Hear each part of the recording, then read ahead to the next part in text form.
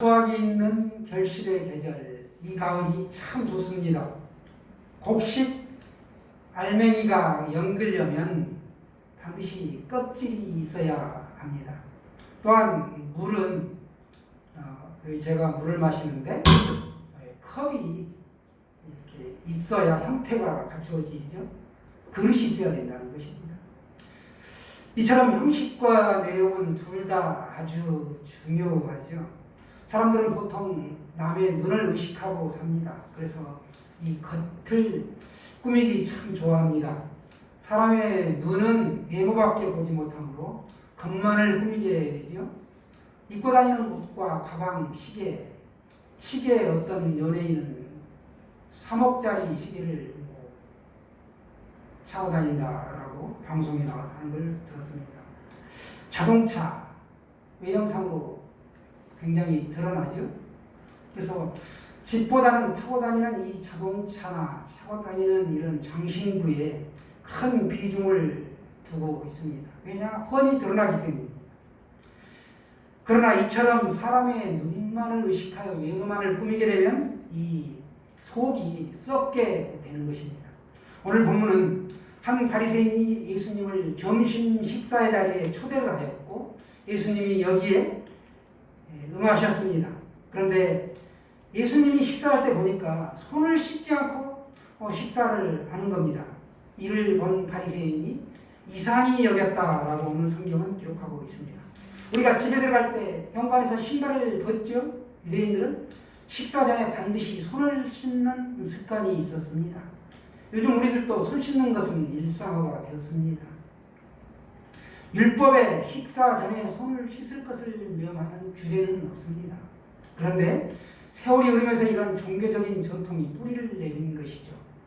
주님은 이 바리새인 앞에서 의도적으로 손을 씻지 않고 식사하심으로써 그의 마음을 자극하였습니다. 이를 통해 유대인들이 율법을 얼마나 엉터리로 해석하고 적용하며 살고 있는지를 드러내신 것입니다. 율법에 따르면 유대인들은 부정한 것을 접촉하면 안 되었습니다. 밖에서 부정한 것을 접촉했을 이 가능성 때문에 집에 들어와서 손 씻는 일은 그들의 일상이었습니다. 그들은 이것을 율법을 잘 지키는 것으로 이해하고 있었습니다. 이것을 주님께서 신랄하게 책망하신 내용이 마태복음 15장에 나옵니다. 사람의 계명과 헛된 경배, 심은 것마다 내 하늘아버지께서 심으시지 않는 것은 뽑힐 것이다. 이렇게 말씀하시고 이것을 맹인이 맹인을 인도하는 것이다. 라고 하셨습니다. 중요한 것은 음식 먹기 전에 누가 손을 씻으라고 했느냐라는 것입니다. 하나님께서 그렇게 하라고 하셨나요? 아닙니다. 마가복음 7장에 보면 장로들의 전통이다라고 되어 있습니다. 한마디로 사람이 정한 전통이지 하나님의 말씀이나 계명이 아니라는 것입니다. 바리새인은 예수님이 하나님의 말씀을 어긴 것이 아닌데도 손을 씻지 않는 것을 두고 부정한 손이라며 정죄하였습니다. 장로들의 전통에 음식 먹기 전에 이 손을 씻으라고 한 이유는 씻지 않은 더러운 손, 부정한 손으로 음식을 먹으면 그 음식으로 인해 사람이 더러워진다는 것입니다. 그러나 이것이 위생적으로는 맞을지 몰라도 영적인 원리와는 아무 상관이 없는 가르침이었습니다.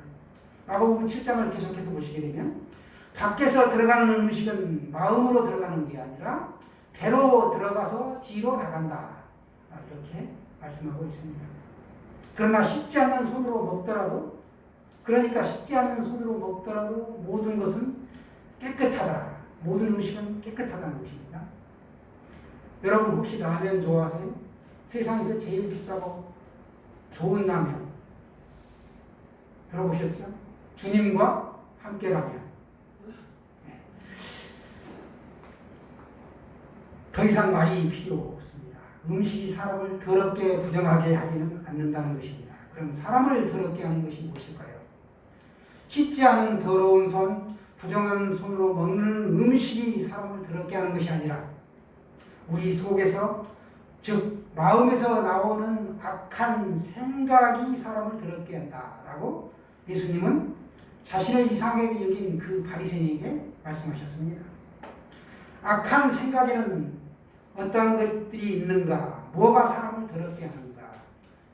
이 악한 생각, 이게 어디에 표현되어 있냐 하면 마가복음 7장 21절에서 22절에 구체적으로 말씀하고 있습니다. 우리 한번 다 같이 마가복음 7장 21절에서 22절 말씀을 보도록 하겠습니다.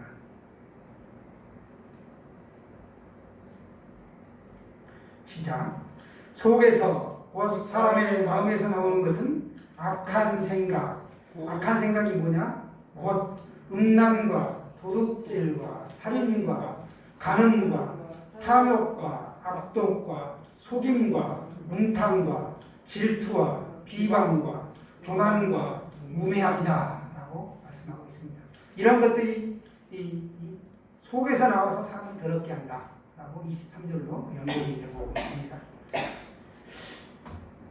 악한 생각, 뭐가 사람을 더럽게 하느냐? 이 악한 생각에서 출발한다. 마귀가 가룟 유다에게 악한 생각을 집어넣으니까 예수님을 은30에 팔았죠. 생각에서 출발한다는 것입니다. 사랑하는 여러분, 바리새인들의 죄는 겉과 속이 다른 것입니다. 오늘 본문 누가복음 11장 39절의 말씀 한번 다 같이 보도록 하겠습니다.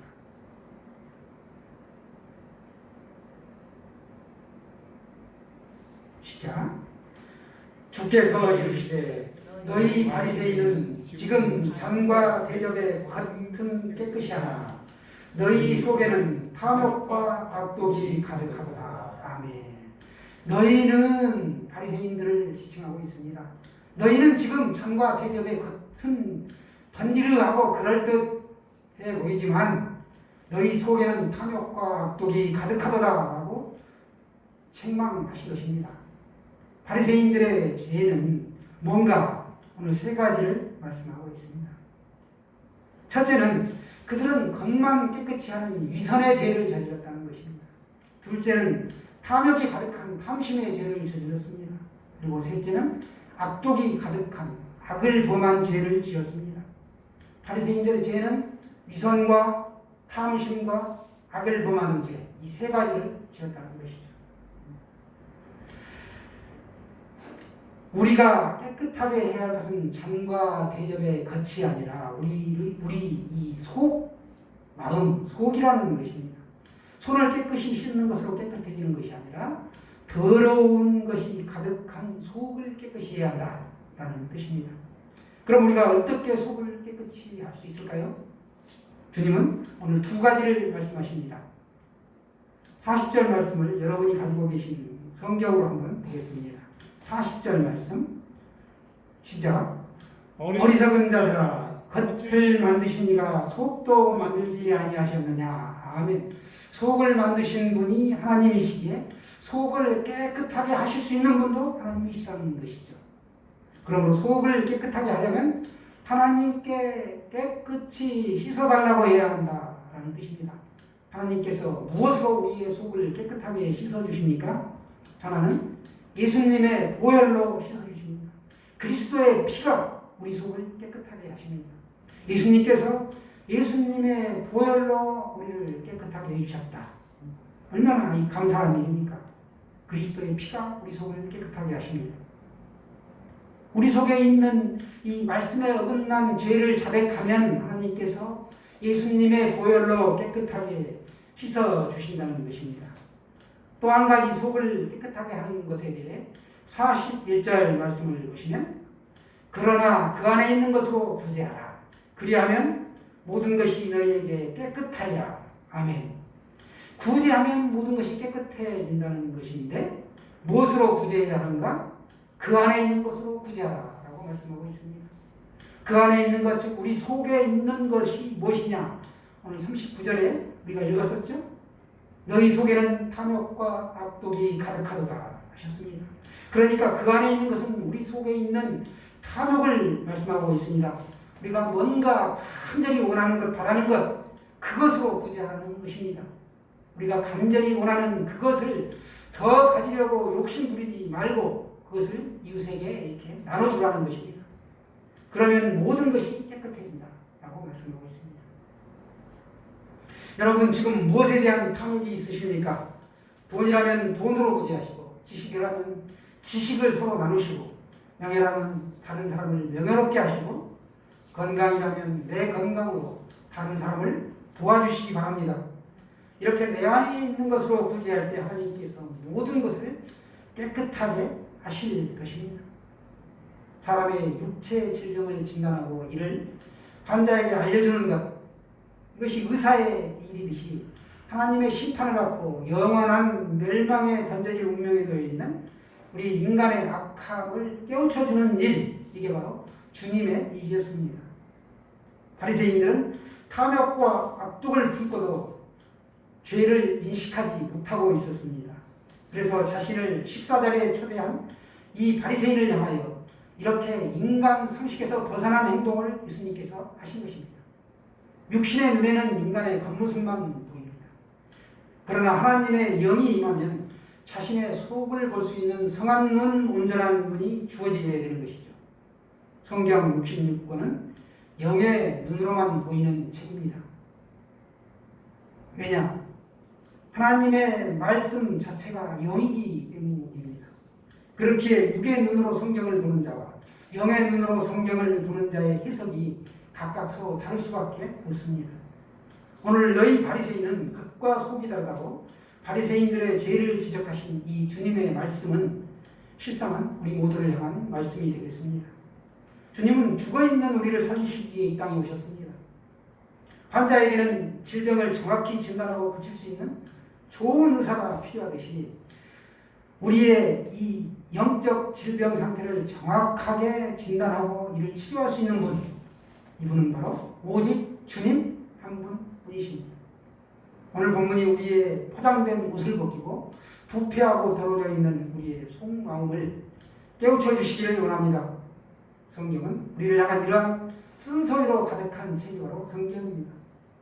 성한 눈이 주어진 자에게는 이러한 성경이 꿀송이보다 더 달다, 이렇게 표현하고 있습니다. 왜냐? 말씀의 빛이 내 마음을 환히 비추게 되면 내가 불치병에 걸린 사람이라는 사실을 알게 된다는 것이죠. 말씀이 환히 비추니까 드러나게 되는 것이죠. 그리고 하나님께서 이 병을 고치시기 위해 자기 아들을 이 땅에 보내주셨다, 이 사실을 알고 고침받을 수 있다는 것을 굳게 믿게 됩니다. 우리는 주님의 피로 거룩함을 얻게 된 천국 백성들입니다. 천국 빨리 가고 싶으시죠? 아직은 아닌가요?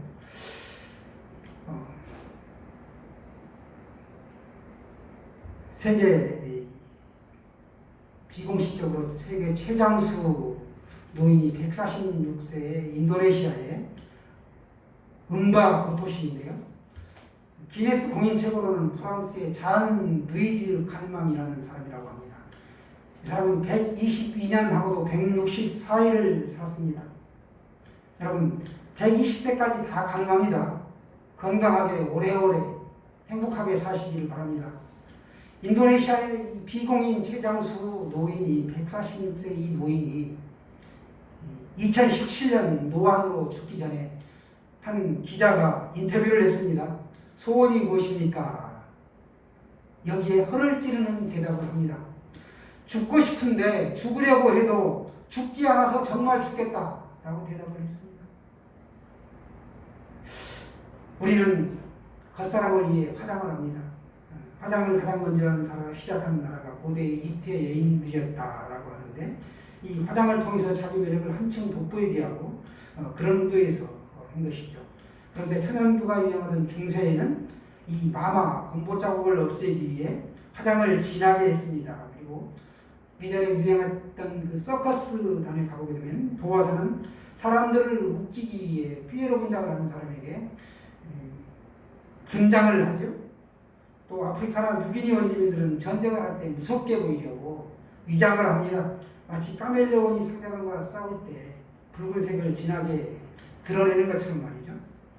화장을 한 경우가 저마다 다 다르겠습니다. 하지만 그 이유를 따져보면 아름답게 보이고 예쁘게 보이게 하고 추한 것을 감추기 위한 것, 즉 남을 속이기 위한 것으로 집약이 된다는 것이죠.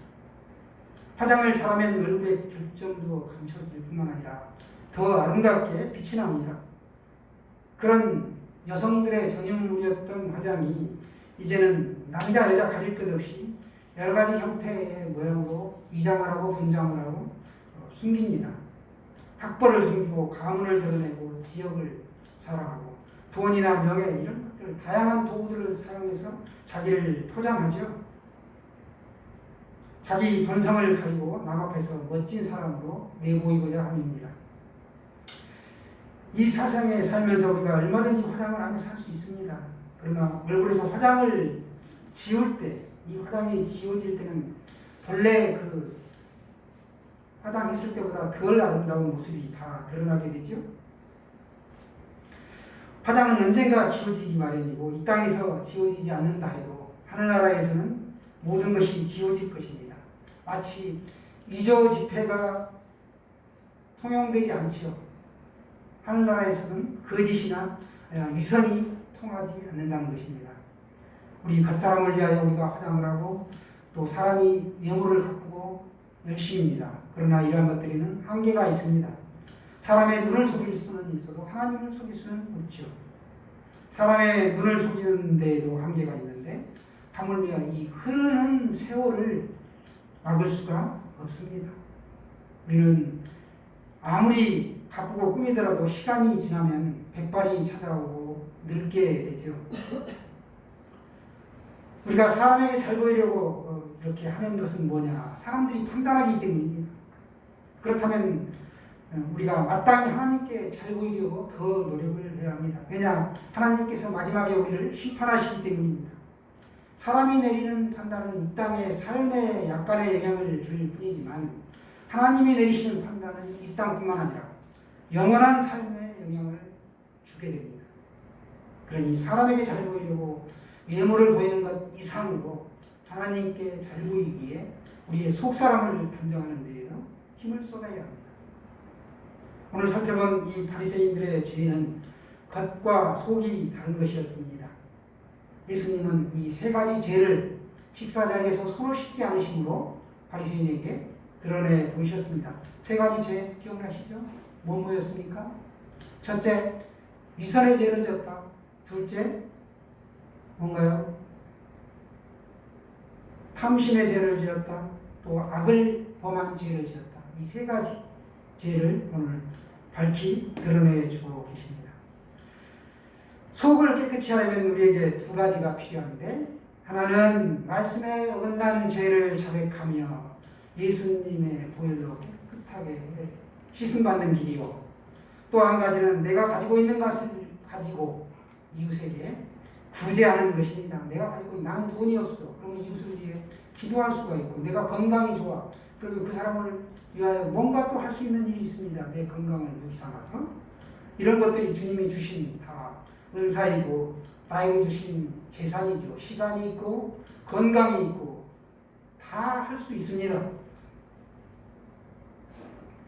그렇게 될 때 내 안에 있는 탐욕과 악독이 사라지고 깨끗함을 입는다라고 오늘 성경은 말씀하고 있습니다. 사랑하는 여러분, 부디 이 속사람을 깨끗이 입는 하나님의 자녀가 되시기를 축원합니다.